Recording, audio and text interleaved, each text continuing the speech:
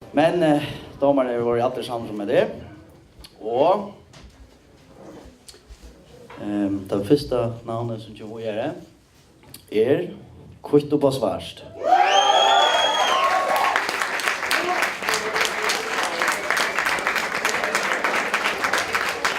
Tjena med honom, ja. Flott.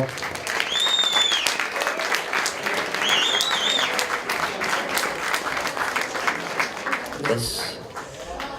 Och så är det nästa namnet. Och jag vet inte för att jag kan lyckas förklara att vi har valt att göra det som ett wildcard.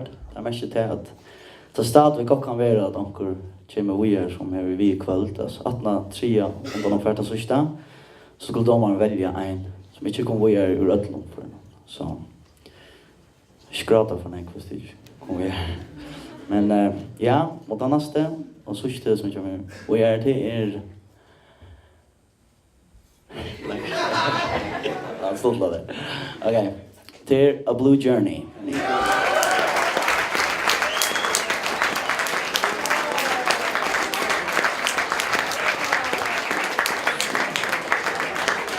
Oh, no.